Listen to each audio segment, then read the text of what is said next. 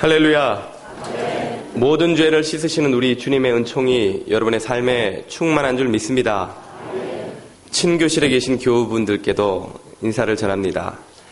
우리 이 시간 서로 이렇게 축복을 해주시면 좋겠습니다. 주님께서 당신을 씻으셨습니다.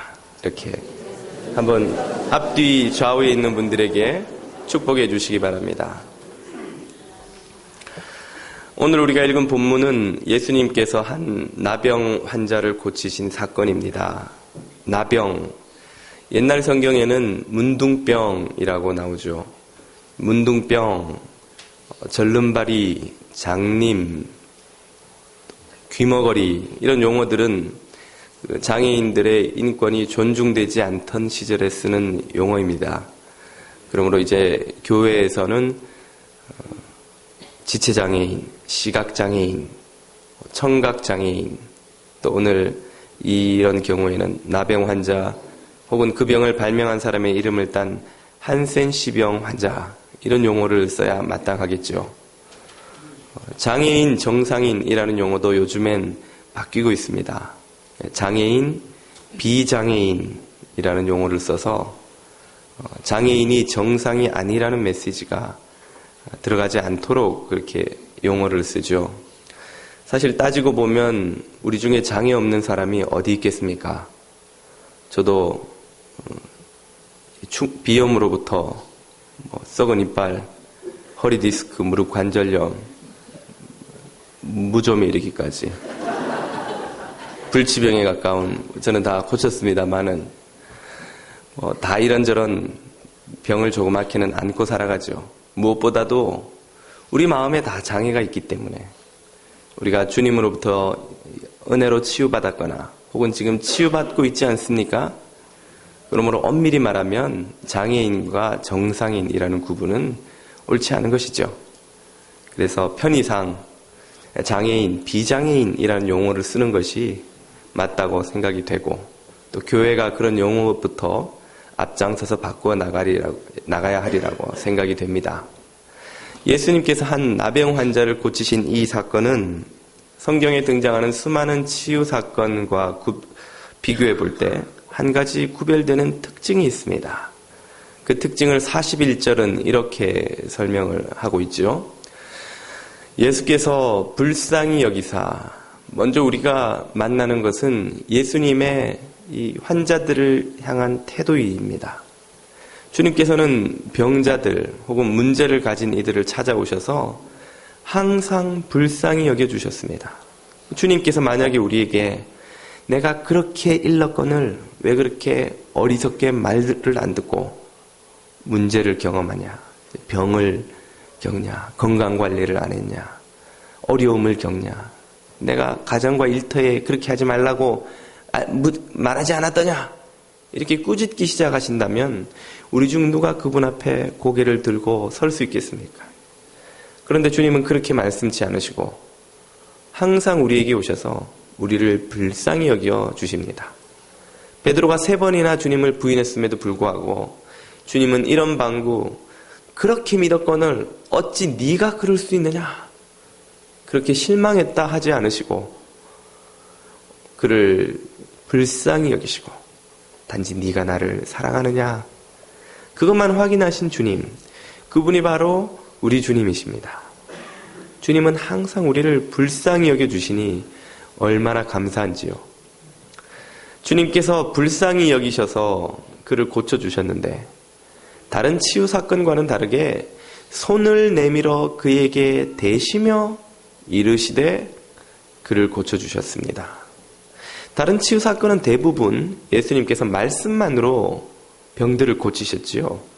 심지어 어떤 경우에는 그 자리에 없는 경우에도 백부장의 종이나 가난한 여인의 딸 같은 경우는 다른 곳에 있는 환자들도 그냥 말씀만으로도 고치셨습니다. 그러므로 예수님은 이 손을 대는 이런 퍼포먼스를 어떤 쇼해 주실, 보여주실 이유가 없는, 그럴 필요가 없는 분이죠. 치유를 위해서는.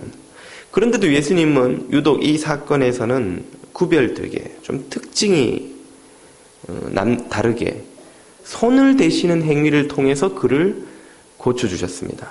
왜 그렇게 하신 것일까요? 그 답에 대한 힌트를 주는 이야기 하나를 소개해 드리고자 합니다. 잊혀진 사람들의 마을이라는 제목의 책 주인공인 김효성 목사님의 스토리가 그것입니다.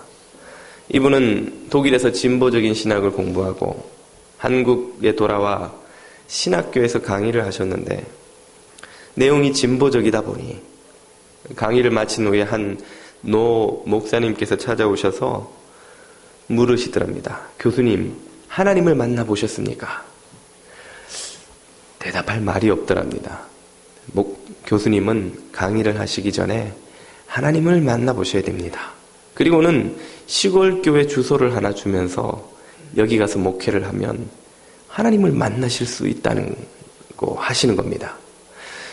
그래서 생각한 바가 있어서 이 김효성 목사님이 신학교 교수 자리를 사임하고 주소 하나만 달랑 들고 그 교회를 찾아갔습니다. 한밤중에 도착하여 허름한 사택에 짐을 풀어놓고 다음날 아침 새벽 일찍 일어나 새벽 기도를 인도하겠다고 강단에 서보니 깜짝 놀라고 말았습니다. 듬성듬성 마루바닥에 앉아있는 교인들이 눈썹이 없는 것은 기본이고 눈에 구멍만 있는 분들, 코가 없고 입술이 없고 어떤 분들은 손이 다 없고 얼굴이 매끈한 분이 한 분도 없는 것입니다. 알고 봤더니 그곳은 음성나환자촌인 영호마을이라는 곳이었습니다.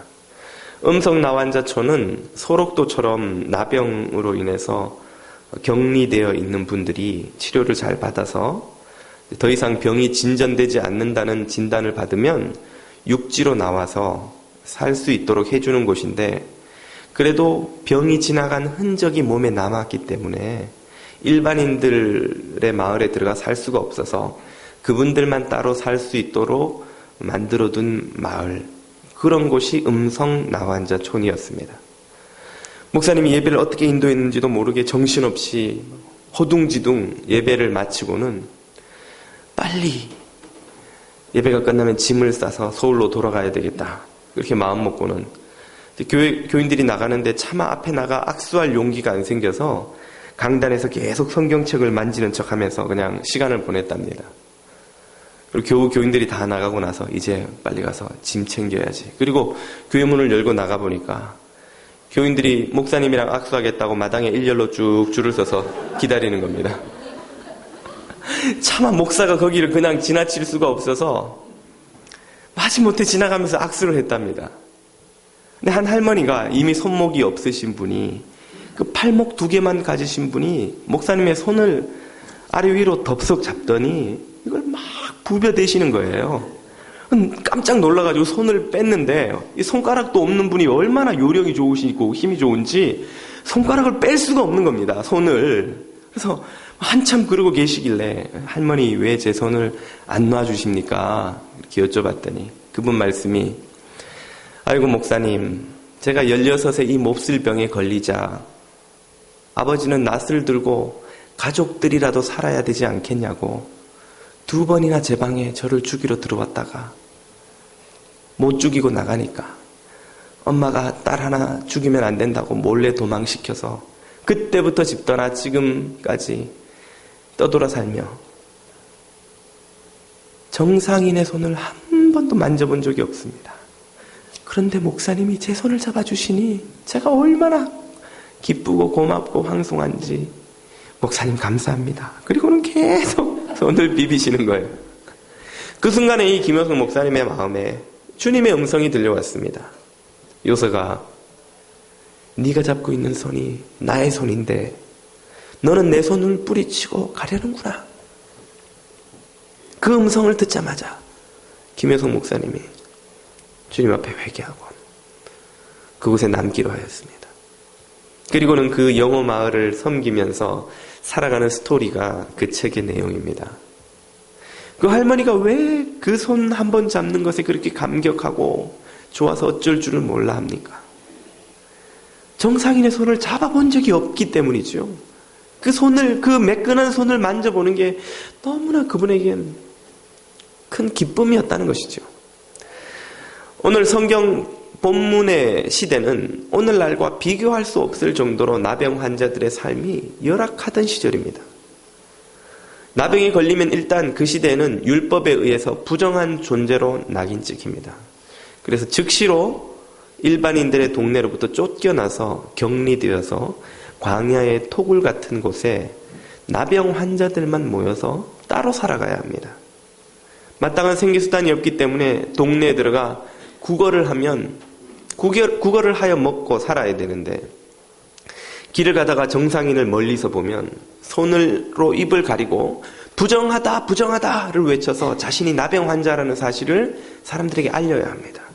만약 그렇게 하지 않았다가 정상인들 근처에 가까이 가는 일이라도 있으면 즉시로 욕설과 저주를 듣고는 돌팔매질을 당하고 혼이 나서 쫓겨나오게 되지요. 그렇게 멀리서 부정하다를 외치고 있으면 나병 환자인 줄 알고 사람들이 지나가다가 동전을 멀리 이렇게 던져줍니다. 그럼 그거 주워다가 모아서 먹을 것을 구해서 토굴로 돌아가 먹고 살아야 하는 것이죠. 더구나 그들은 병에 걸리는 즉시로 그들의 가족들과조차도 격리됩니다. 사랑하는 아내와 사랑하는 아이의 그 손과 뽀송뽀송한 볼에 입 맞추고 한번 부벼볼 수 있는, 그 포옹해볼 수 있는 일은 죽을 때까지 영원히 다시는 누릴 수 없는 호사인 것이죠. 세상에 무슨 억만금의 보화를 준들 그 사랑하는 아이를 품에 안은 그 기쁨을 대신할 수 있겠습니까? 그가 얼마나 그립고 얼마나 외롭고 얼마나 고독했을까요? 나병에 걸리면 육체의 고통은 말할 것도 없지만 그 영혼도 부정하다는 낙인으로 인해서, 그리고 외로움으로 인해서 썩어 들어가는 것입니다. 마음의 상처로 병들어서 마음이 죽어가는 것이죠. 마음이 죽은 사람 마음처럼 되는 것입니다. 부정한 존재가 되었다는 그 수치심과 절망감, 사람들로부터 완전히 격리되어 다시는 그들 곁에 갈 수 없다는 외로움과 고독. 주님은 이 나병 환자의 그 마음의 상처를 보신 것입니다. 그래서 그의 육체의 질병을 치유하는 것 못지않게 그의 마음의 병을 치유하시기 위해서 그에게 손을 대신 것이죠. 내가 손을 대는 이 순간부터 너는 더 이상 부정하지 않다.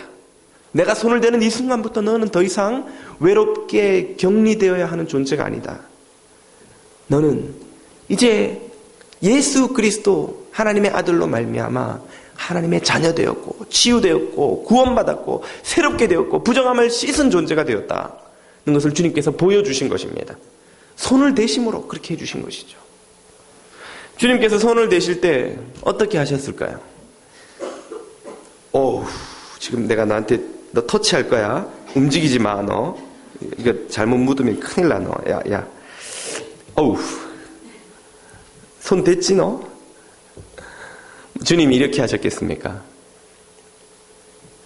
주님이 어떻게 그를 만지셨을지를 잘 보여주는 구약의 한 장면이 있습니다. 그것은 엘리야의 사건인데요. 열왕기상 18장을 보면 엘리야가 갈멜산 전투를 통해서 큰 영적 승리를 거둡니다.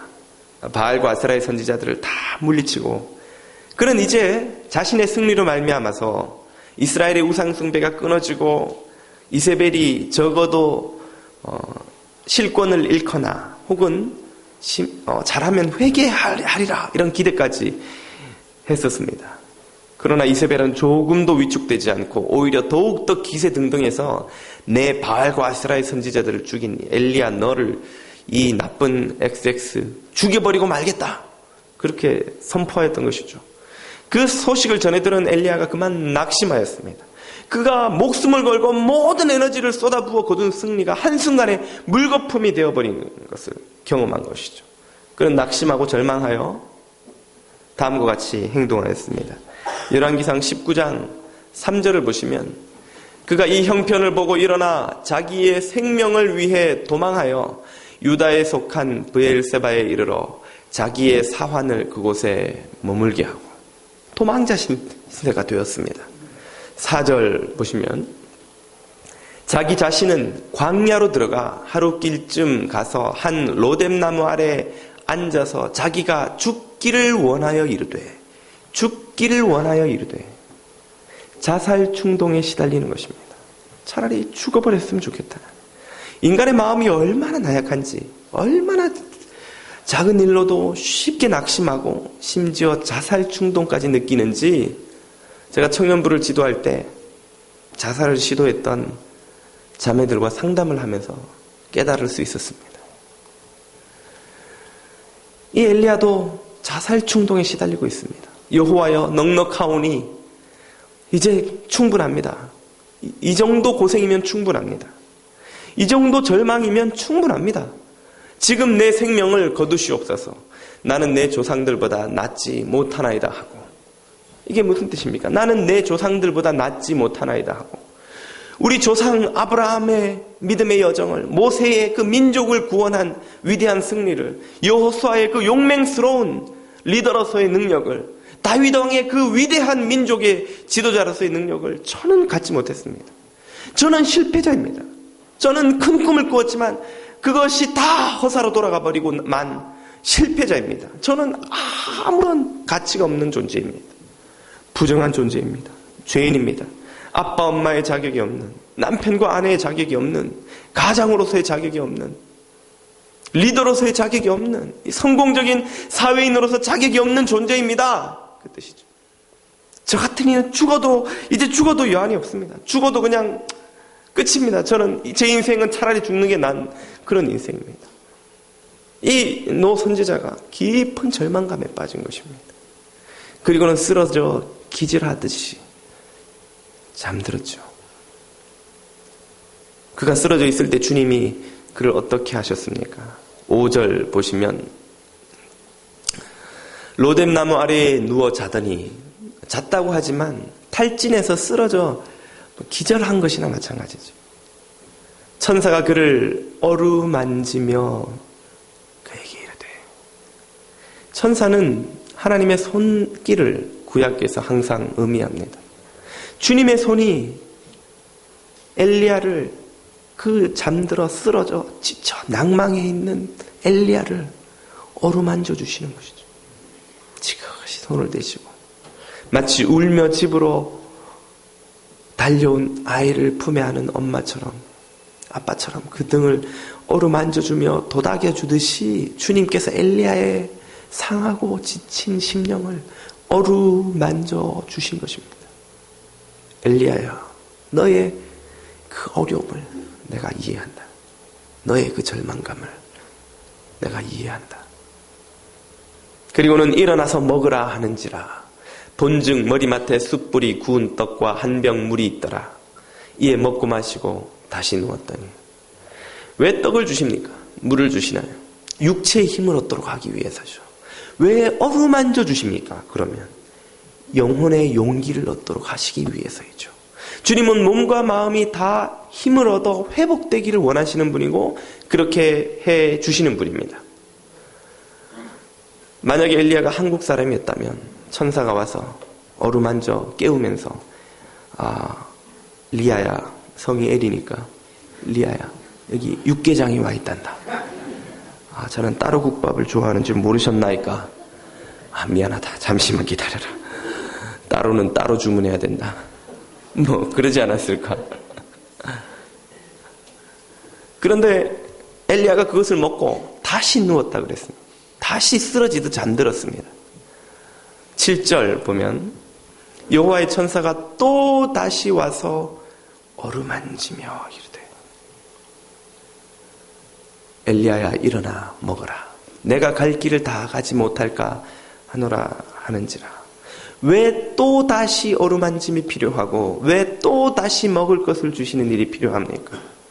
우리가 너무 깊은 절망에 빠지게 되면 한 번의 예배, 한 번의 기도로 우리의 영이 온전히 회복되지 않는 때가 있습니다.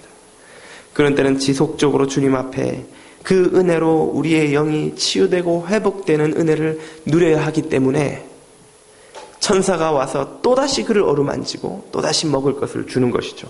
그러면서 말하기를, 내가 갈 길을 다 가지 못할까 하노라. 그 말은 엘리야가 갈 길이 남아있다는 것이죠.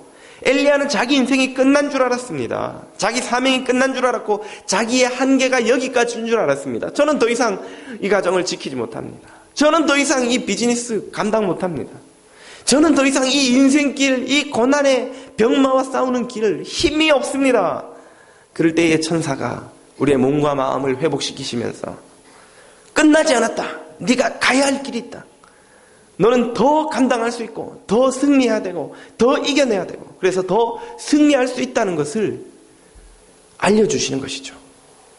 그래서 어떤 일이 일어납니까? 8절을 보시면 이에 엘리야가 일어나 먹고 마시고 그 음식물의 힘을 의지하여 40주 40야를 가서 하나님의 산 호렙에 이르느니라. 40주 40야 40일 밤낮으로 이 노인의 노선지자가 달려갔다는 것이죠. 방금 전까지만 해도 낙심해서 죽는 것이 낫겠다고 자살 충동에 시달리던 노인이 일어나서 주님의 어루만지심과 먹이심을 힘입어서 40일 밤낮을 달려가는 놀라운 힘을 얻었다는 것입니다. 용맹을 회복했다는 것이죠. 삶의 열정을 회복한 것입니다. 내 인생 끝난 줄 알았더니 끝난 게 아니라는 것을 깨닫게 된 것입니다. 내 한계는 여기까지인 줄 알았더니 내가 감당할 수 있는 한계, 내가 넘을 수 없는 벽이 여기까지인 줄 알았더니 내게는 더 이겨낼 수 있는 힘이 충분하다는 것을 주님으로부터 깨닫고 공급받았다는 것이죠.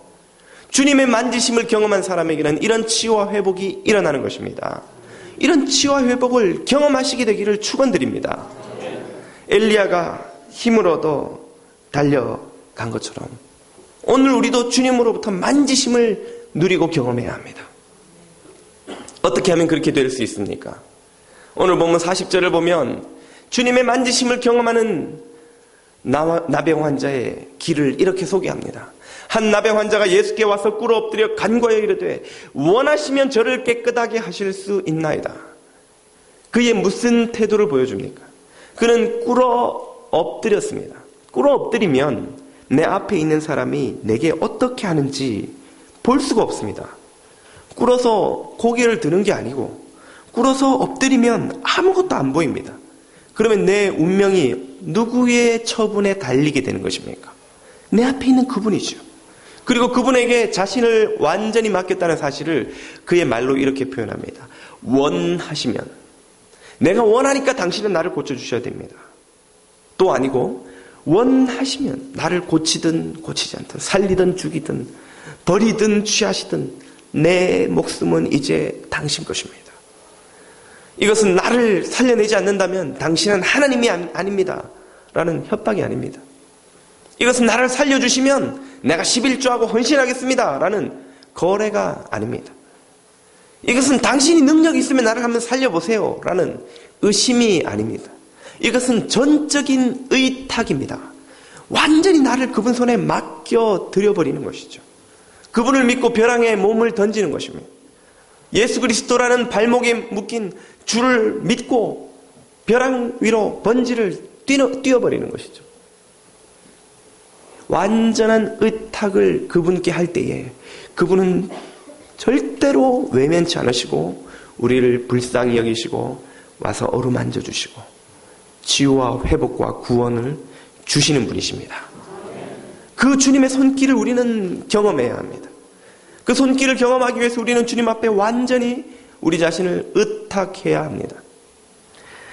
제가 한국에서 그 두레교회라는 곳에 부목사로 섬길 때에 제가 섬기던 교구의 교구장님이신 황집사님이라는 여집사님이 계셨습니다.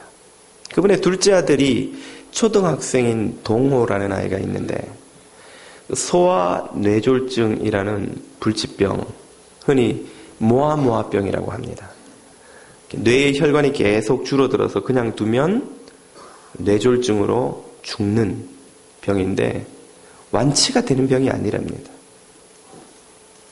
그것을 발견하고는 수술을 시작했는데 너무 고통스러운 수술이니 어른도 겁나는 수술을 그 초등학교 아이가 어떻게 감당을 하겠습니까?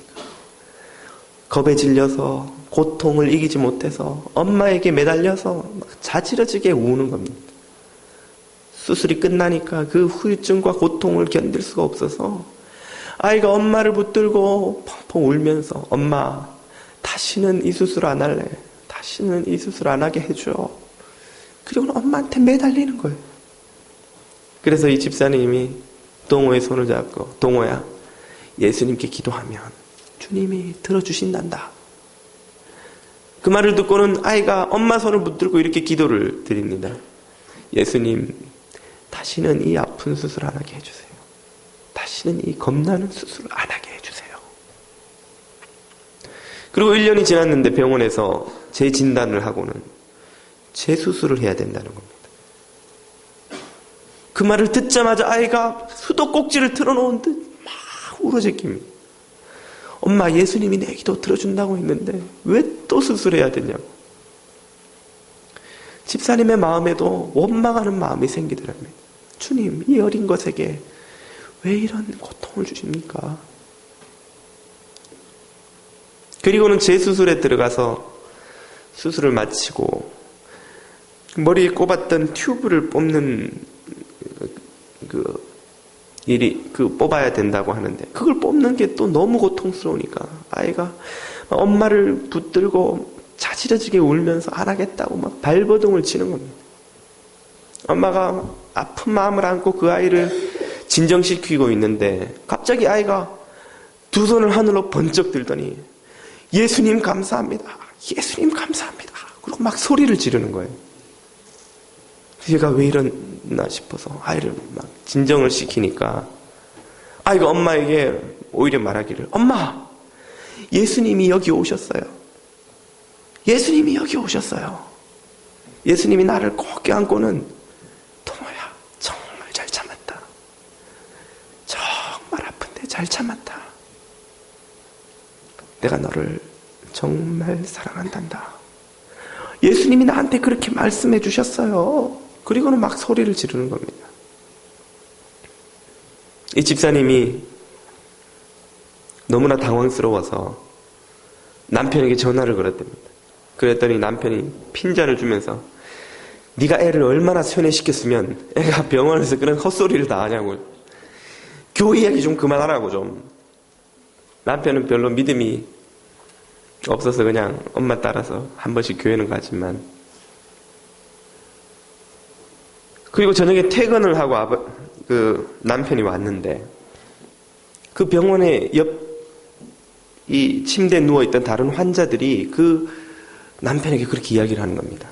동호 아버지, 내가 교회는 안 다니고 잘 모르지만 오늘 분명히 저 아이에게 무슨 좋은 일이 일어났어요. 그렇지 않고서는 저렇게 울부짖고 괴로워하던 아이가 저렇게 기뻐하고 좋아할 수가 없어요. 난 잘 모르지만 뭔가 좋은 일이 일어난 게 틀림없어요. 그러더라는 것입니다. 그 이야기를 듣더니 동호 아버지가 동호의 손을 꼭 잡고는, 동호야, 아빠를 위해 좀 기도해다오. 아빠는 죄인이란다. 그리고는 막 동호 손을 붙들고 기도를 하더라는 것입니다. 그 고난을 겪으면서 온 가족의 믿음이 새로워졌다고 황 집사님이 간증하시는 것을 제가 들었습니다. 저는 주님께서 동호를 찾아와서 동호를 안아주시고 어루만져 주시고 잘 참았다고 위로해 주신 것을 확실히 믿습니다. 왜냐하면 저도 그 주님을 많이 만났기 때문입니다. 동호처럼 눈으로 보지는 않았으나 믿음의 눈으로 저는 주님이 저의 인생의 고비 때마다 찾아오셔서 저를 안아주시고 잘 이겼다고 격려해 주시고 내가 너를 떠나지 않으리라고 약속해 주시는 음성을 여러 번 들었습니다. 여러분 모두에게도 주님께서 그렇게 찾아오시지 않으셨습니까? 우리가 그분 앞에 무릎 꿇고 고개 숙여 그분의 긍휼에 우리의 삶을 맡길 때에 그분이 우리를 어루만져 위로하시고 치유하시고 회복시켜 주시지 않았습니까? 누구 한 사람 예외 없이 그분의 긍휼을 바라는 자들에게 주님은 외면하시는 분이 아닙니다. 왜 실패했냐고 꾸짖으시는 분이 아닙니다. 우리 인생이 끝났다고 우리를 정죄하시는 분이 아닙니다. 우리를 찾아오셔서 안아주시고 어루만져 주시는 그 주님의 손길을 이 자리에 모인 모든 교우 여러분 한 분도 남김없이 다 경험하시고 고난을 이기며 주께 영광 돌리실 수 있기를 주님 이름으로 축원드립니다. 기도드리겠습니다. 생명과 은혜의 주님 감사를 드립니다.